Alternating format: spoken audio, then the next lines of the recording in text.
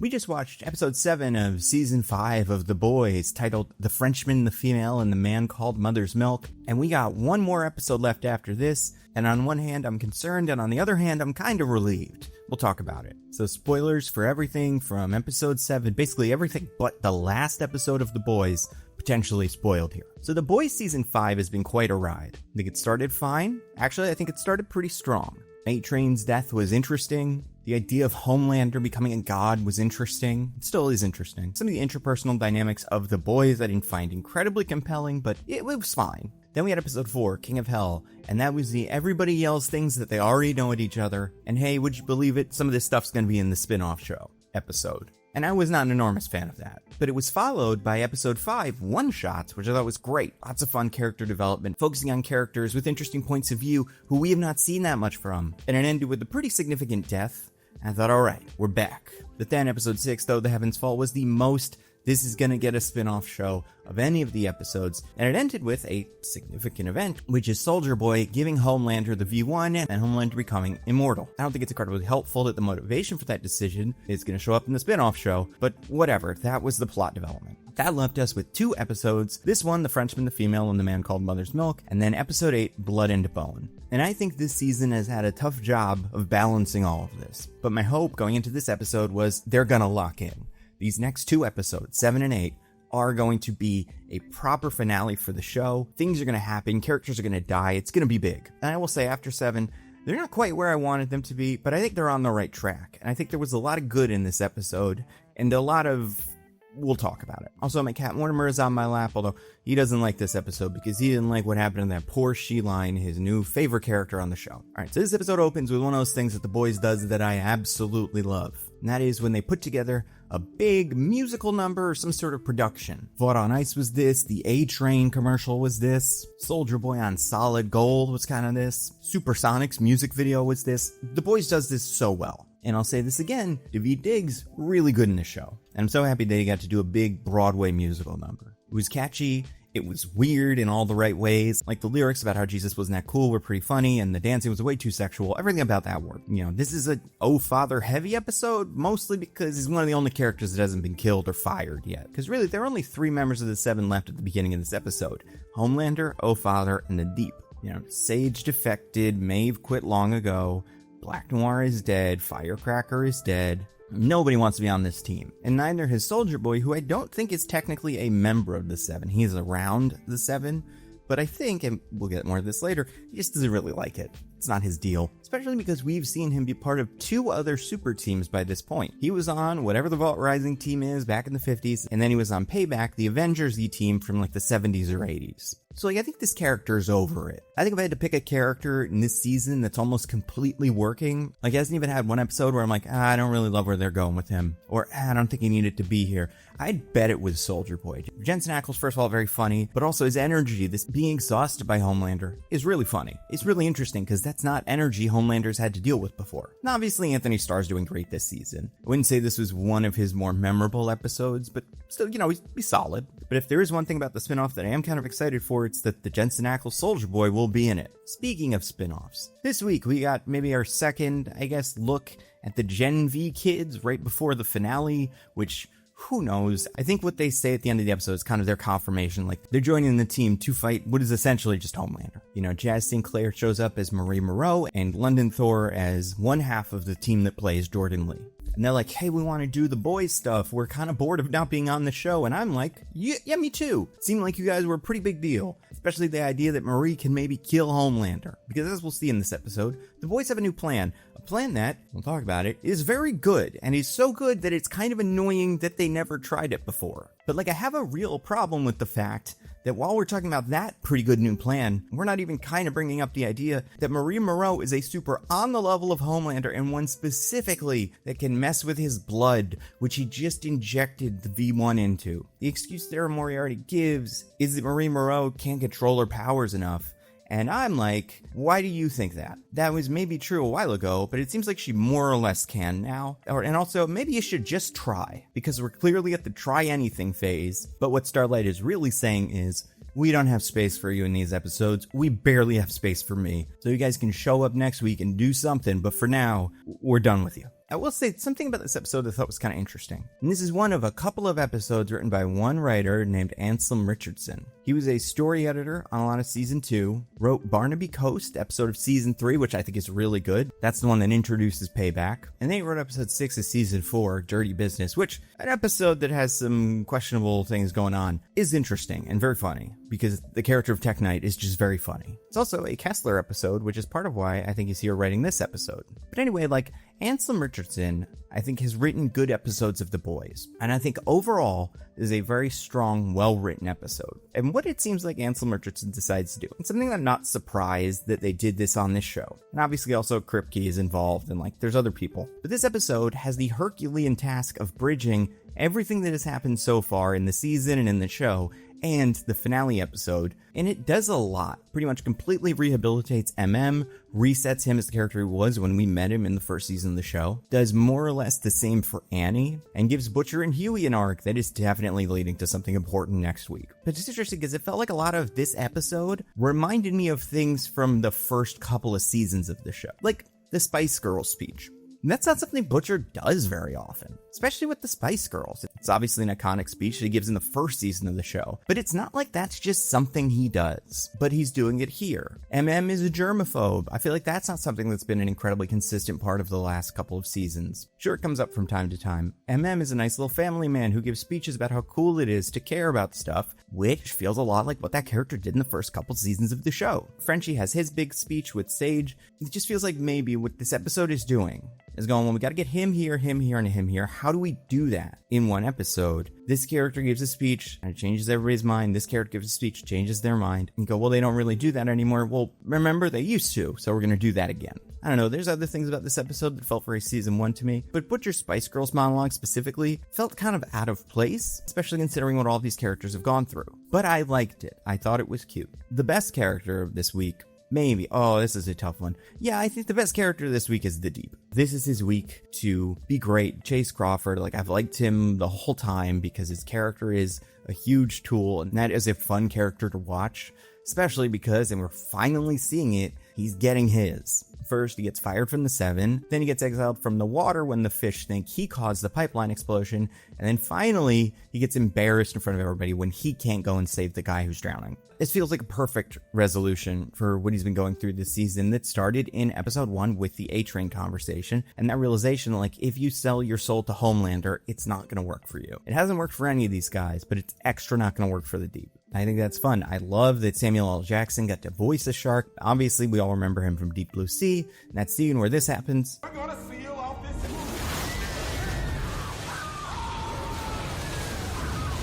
so now he is one with the sharks. He's made peace with the sharks. I do think, I don't want to give the deep notes here, and obviously he was under a lot of stress, when Xander the shark says, "We know you were responsible for the pipeline genocide." Deep could say, which is the truth, "No, that was another superhero. I killed him. He wanted it to look like me because he wanted to mess with you guys." And I'm not saying that would have convinced him. I'm just saying, Deep, try it, because again, it's the truth. But I'm very pleased where that character is, and I really appreciate what Chase Crawford is doing here. Then Homelander explodes the president. Sure, I kind of assumed he was the president. Didn't really seem like this president had any job, so he's exploded. If anything, this just exists to further box in Ashley, a character who, I enjoy watching, and I'm sure she will have a moment in the finale where she reads somebody's mind and tells the good guys what they're gonna do to kind of redeem herself before she gets exploded, but she didn't have anything super memorable to do here. I also just really hate looking at the malignant on Ashley, the Bashley back Ashley. So I'm excited for that to be done. All right, so let's talk about the new plan. We haven't even talked about it. The plan is, the boys have the Russians' notes on what they did to Soldier Boy. This is something that I assume they've had for a while. That feels right, because they do just pick up stuff. And Soldier Boy has a superpower that the Russians gave to him that lets him burn the V out of someone's body, including the V1, which was demonstrated last week with Bomb Scythe, who you can catch next year on Vault Rising. So they're going to take Kimiko, a soup who can heal from this, and subject her to the same radiation, hopefully giving her the same superpower augmentation thing. It's a good plan. It's such a good plan that it's kind of annoying that we were trying a different plan before, and there was all of this drama about the genocide of the soups, and should we kill others, should we not kill, and it kind of is meaningless now. And I don't think that would bother me so much if that wasn't clearly like one of the ways this was gonna go. Because at this point, the soup killing virus doesn't matter anymore. That is not significant to the plot at all. But more importantly, the V1 doesn't really matter anymore. Homelander's immortal, sure, but like he kind of always was. No one's really been able to beat up Homelander. So the idea that the boys are like, oh, we can burn the V1 out of his system using the Soldier Boy chest blast, it's like, that's true of this and the regular V. So really the V1 changes nothing, which makes all this Vault Rising stuff even more frustrating. But hey, at least we got to learn the names of all the new soups we're gonna love next year on what honestly probably will be a fun show. It stinks that Vault Rising is now tied up in this last season of The Boys, which people aren't really vibing with, and a big part of why is because we are introducing characters for a show that is not out yet. However, I do think that show is probably going to be good, and I hope fans don't reject it, because they kind of see it as the thing that ruined The Boys. But this is a good plan, everybody's on the same page with it, Huey is woken up by it, which like, hey, tell Huey that you're going to do this, because it's going to wake him up, and it would probably be more helpful if he knew what was going on. But whatever, I think this is smart. It's also interesting because like the boys are trying to do this, but we get more developments this week with Homelander and Soldier Boy that like Homelander and Soldier Boy are not doing well together. I think another thing the boys could be doing is looking at what Homelander's up to and going, oh, Soldier Boy's kind of gone. He just disappeared.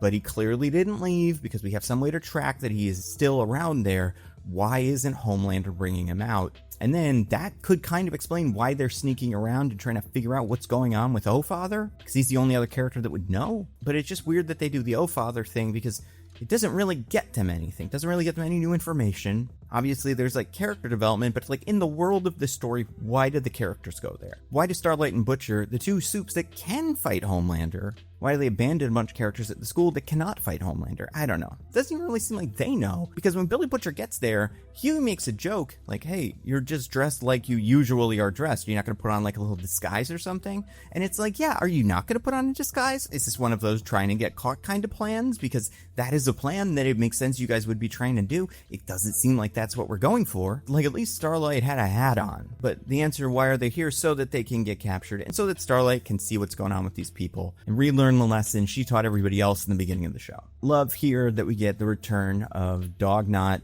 and She-Line, and what they end up doing with them is like classic boys, dopey superhero silly stuff that you can't really get away with on any other show, but they're doing it here, and I appreciate it. I also never made this connection. I was like, oh, they do have a cat guy and a dog guy. They'd be on a team together, I guess, maybe, or not. And this is why they wouldn't be. Besides the fact that she's like part of the teenage kicks, even though she seems like she's an adult, and that feels like that's kind of the joke of that group, is like the young Avengers. They're all in their mid-20s. Anyway, we also get another super this episode that we have not seen in a while, and that's Eagle the Archer, who I believe his whole deal was he was the soup that was working with the Deep when the Deep got sent to the Midwest. And I didn't realize it then, and it's probably because I hadn't watched the show then, but the actor that plays that character, Langston Kerman, is, among other things, Adam Bethune, the kind of Obama-esque candidate for alderman that Alan Gale is running against on the show Southside, which I love that show. I recommend it to everybody. It's one of those shows that I go back and watch once a year. Very funny. Did not realize he was in the show, so good for him. You know, we see that Vought makes a Yellowstone show, sure, but then we see the Homelander focus group and watch the Homelander as Jesus commercial. I think this was okay. Honestly, out of everything we've seen on The Boys, this is probably the furthest from something where I'm like, that would make it onto TV. And I know they're missing all the effect shots, but I don't know, it just doesn't feel as put together as some of the other stuff we see on the show. And maybe that's because so many of the people that would have done that are dead, so they're getting just worse stuff. But I think if that felt more together, it would have been funnier. It's a little weird to me in this episode that the reason that Annie and MM seem to be here for like the purposes of moving the story forward is they see what Homelander is planning. And they see that he's planning to announce himself as Jesus. That's something I feel like Annie knew last week. So when they act surprised by it, it's like, yeah, did you not tell everybody? He's got a big statue. He's going to be God. That's like the whole thing. Oh, Father explained that to you? I don't know. And then we see Bisonopolis, which is how I think about all of these now, because I just watched the Street Fighter movie from '94 for my podcast, Mostly Nitpicking, where every week we pick apart a piece of pop culture by looking exclusively at the details. And Homelander's his own Bisonopolis called the Homeland, because all any of these guys want to do is build an amusement park. You know, I think that's fun. I like this version of Homelander who is trying to impress Soldier Boy. It's almost a little bit kind of charming, the way he says, and every night there's going to be a ticker tape parade honoring you. I've been told by people who watch the show that there are a lot of references throughout this show to another show Eric Kripke has worked on, which I've never seen, called Natural Supermen or something like that. Anyway, I hear Jeffrey Dean Morgan coming back from the dead in this episode is sort of an Easter egg to how he used to do that on that show. This is also where they mention the Impala, which is apparently the car that those brothers drove. You know, good for them. I've never watched that show. It probably didn't last for that long, so that's probably why I missed it. But yeah, now Homelander has Soldier Boy back in the tube, which again is why I'm like, you don't need to do the Kimiko thing. If you guys can figure that out by learning it from the Deep, or Ashley, or any of the other characters that should be able to get that information, or you have someone sneak in to get it and then they get killed, and that's a big deal. Either way, I'm curious where they're gonna go, because either Soldier Boy or Kimiko is gonna have to blast the V out of Homelander, unless Marie takes it out of his blood, like they've been saying she can do since this character was introduced. But yeah, it's like we're setting up a lot of those, and I get it. Part of the deal with Homelander this season is just pushing everybody away. People that like him, he's killing, and the people that don't like him and are scared of him and are annoyed by him, he's giving them more reasons to be scared of him and not like him. So when the dam finally breaks, the characters do turn on Homelander. It will feel earned. I don't know why this bothers me so much. And then we get the Frenchie and Kimiko storyline where Frenchie says, we just do one last job and then we will get kids and a dog, which is movie for, I'm going to die, too soon for us to do those things, probably by the end of this episode. And he does, and it's cute. I think this character, Frenchie, played by Tomer Capone, could be one that is very irritating, unlikable, and I think, I'm going to say what you will about Tomer Capone, the performance of Frenchie has been very nuanced. A lot of what he does is very small, and I appreciate that. I think it has worked really well. You know, I'm sad to see this character go. Honestly, I thought we'd have killed more main characters by then. I kind of assumed we'd have a couple of boys left for the finale, not all but one. And speaking of Frenchie, we get the Love Island speech this week, which is another thing that feels like something from previous seasons, or something where, sure, that came up now, but like it feels weird that we don't see him doing that more, and it feels like it just kind of pulled out of nowhere. If we did know that Frenchie watched Love Island all the time, like he and Sage had obviously never talked about it, but he goes to ask Sage for help and notices that it's Love Island, and we as the audience are also like, this is how you're gonna connect. This is fun. But instead, he's like, I've watched all of the Love Island, and you're like, if you say so, I don't know when you find the time. Do they show it in Homelander concentration camp? I mean, maybe. Depends. If there would be soups on it, then they definitely show it. But yeah, this episode, Sage is defeated. I think that's fine. I think that would be more compelling if that wasn't a place this character had been so many times. If this was the first time we saw Sage fully broken down, and like maybe we had heard like a character say like I heard you lobotomize yourself and eat Taco Bell or whatever, seeing it would feel like, oh right, this is really affecting her. And she says it, she doesn't really want to be smart, like Sage does not like this, which makes me go, hey Frenchie, maybe tell Sage you're using machine to create a person that could take your superpowers away for good. That feels like the winning argument here. And again, I think I really liked where they were with Sage in episode 5, and now that they've kind of backed off of that, I'm less into it, but I think it's fine. I think Frenchie's conversation about love and mystery, that I liked. Like I said, liked everything Frenchie did this week, liked the writing of this week a lot. Again, like with Anselm Richardson, you know, Frenchie's line to Homelander could have been like, no one loves you, everyone hates you. But instead you get, I bet you never danced a day in your life. Which is something that like only Frenchie can say. And that's what makes that line so special and so interesting. And you know, the idea of Sage relating love to her grandmother, to Godolkin, which, Gen V was interesting. There was a lot I liked about Gen V. The end of Gen V also tying into Sage's plotline might technically make sense. Like if you write it all down, it makes sense, but it feels so out of nowhere. Like I like that we're referencing things like that, but I don't know. Just reminded me that's kind of a bummer. Then we see the focus group. We get what is like the heart of the episode. Annie saying, what is the fucking point of saving people if they don't want to be saved? This is what they want. Which is something that a lot of people have said about people in the opposite political party. You know, Annie's gone doomer. And I do like this development for MM. I just wish it had come earlier. But like him realizing that Annie doesn't have any more hope left and blaming himself for that feels like a great move. And, you know, like the thesis of the boys has always kind of been caring about people is important. It's always got to be a blank is the real superpower. And I guess what they would say is caring about people is the real superpower. That's why Homelander's so sad and Huey is so dangerous to Homelander. So I like MM kind of restating that here, and I like this version of MM. Just kind of feels like it comes out of nowhere. I think it's funny that the cat girl licks her crotch. Again, the boys, superhero, silly stuff, very funny. And then we find out one of the other big moments of the episode, Homelander has been using psychics to try to figure out who is not on his side, which makes sense. That's what it really felt like. Especially because we don't really know how psychics work in this universe. When they said like, oh, all the psychics, it's like, are they read your mind psychics? Are they control you psychics? Like, what are we talking about here? Because it ends up just being read your mind psychics and maybe manipulate your mind. But if it was control your mind, I'd be like, oh, maybe Homelander isn't collecting these. Maybe this is O-Father trying to create like a defense against Homelander. Or, and this was the other one that some people had brought up, maybe this is how O-Father has been controlling Homelander by planting these prophecies, these religious awakenings in his head to get him to give O-Father more power. I think that would be a fine move if O-Father was like a character from maybe 2 seasons ago. The fact that he's brand new, it's like he can't be the big bad of this show, even though the character's capable, and I think the actor would be able to do it justice. But yeah, we're back to talking about Billy Joel, another thing that reminds me a lot of season 1, and it turns out that the guys get messed with by one of the psychics. I'm going to go over, there are 3 named psychics in this. I think they're all pretty good names for psychics. The first is Synapse, then you've got Gray Matter, which I love, and then Psy-KO, which specifically is a psychic who is also kind of jacked. I don't know, there's just 3 good names. Also, it's funny in the credits, Samantha Helt is listed as Big City Starlight, which is what we're calling that character. That's fun. But yeah, here we get the revelation from some mind reading and a little cameo from that guy from the show with the Impala, or more, recently from Conquest, another character that does this, that talks about killing, but also is kind of cool and happy and cavalier about it all. Funny he's doing that twice within a couple of weeks of each other. But we learned that Billy is a bad guy who sacrifices his guys sometimes.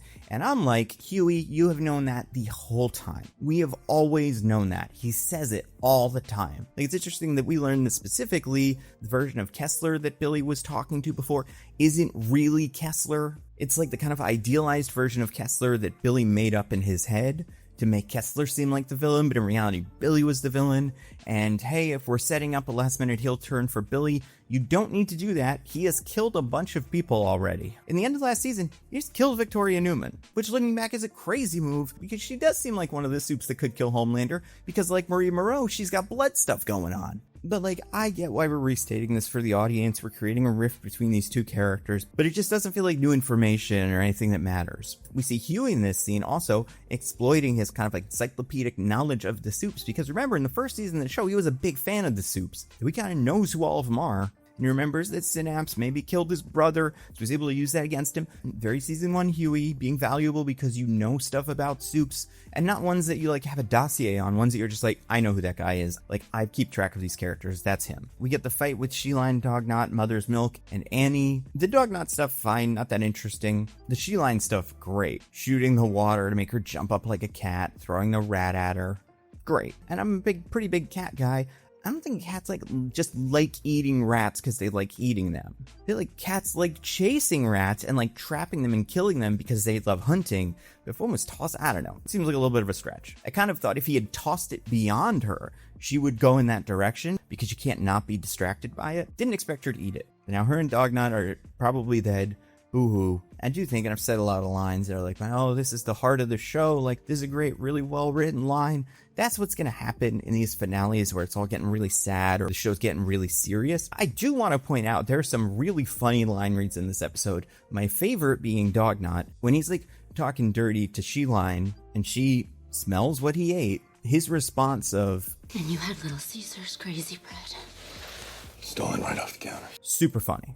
So, Zach McGowan, you have my favorite funny line of the episode, which is funny because I didn't realize Dognot, Zach McGowan, I've seen on a show before, and he's from Agents of S.H.I.E.L.D., where he plays the character that's kind of MODOK, and that's interesting. Is he, like, actually MODOK? Not really, but, like, I have to pick between him and the other one. It's kind of a toss-up. And then Homelander kills Frenchie. I mean, really, Frenchie sacrifices himself to stop Homelander. I do think it's funny in this that Frenchie's like, I built a Doppler radar so I can scan for superheroes like Homelander. And it's like, oh man, you really could have used that 5 seasons ago. He's like, is this the first time you've thought about this? They've had bases before. I assume they would have put these there as well, but whatever. And Frenchie uses Homelander's weakness against Zinc, again, a season 1 thing, to help shield Kimiko and Sage so that Homelander doesn't find them and he distracts Homelander. Love the Texas switch here.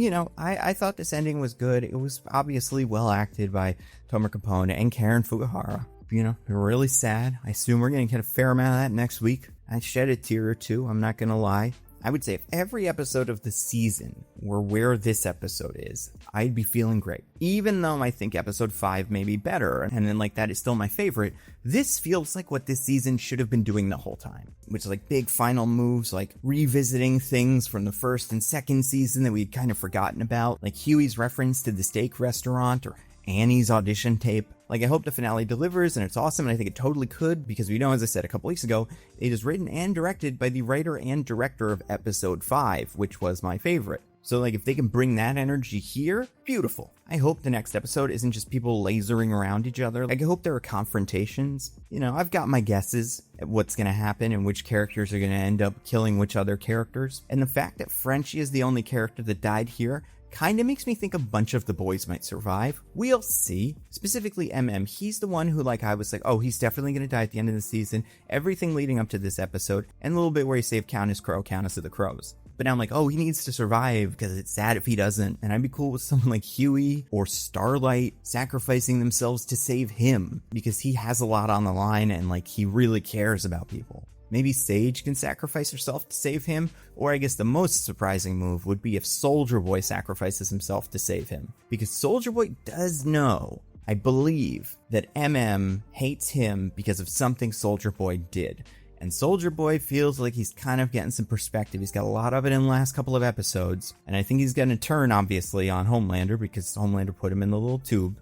Maybe if he does, he'll realize, like, I've hurt a lot of people, including that guy. I should protect him. I don't know. That'd be nice. And I'm going to miss the show. I know I've been kind of critical of it this season, but, like, looking back at stuff that I did like, it's a great show. When the Boys is great, it is great. Like, Homelander, Billy Butcher, those are going to be two iconic characters for a very long time. Like, Homelander is probably the highest profile Superman pastiche that exists, even over Omni-Man and Invincible. Just because of how interesting that character was. And Billy Butcher, even though he doesn't have a silly superhero uniform, incredibly memorable. All the different ways he dressed, there's different outfits you could wear if you were dressing up like him for Halloween. You could do Hawaiian shirt, you could do all black, you could do the trench coat. You've got options. And he would be a fun character to dress up like for Halloween, except I feel like people would think like, oh, does he think he's cool? Is he like an edgelord? I always worry about that. And I don't think I could pull off a Deep costume, even though he is probably my favorite character on this show now. Just because of how funny it is watching him reap what he sowed. And you know, speaking of the Deep, that reminds me of a video I watched recently. It's by Curious Archive, and it's called Gods of the Deep. It's part of their Gods and Monsters series. And basically, it just examines why so many monsters and monster myths, things like Godzilla, but also like Cthulhu, come from the ocean, come from water. What is it about, like, the mystery of the ocean that has inspired so much fear? And, like, I feel like the Deep just wouldn't go down that deep. He would be scared, I feel like. And I feel like the Deep would be too scared to engage with any of that stuff, too. Which, to be fair, I've never played that Subnautica game, and I'm never going to, because I also think the Deep is very scary. But anyway, you can watch that video.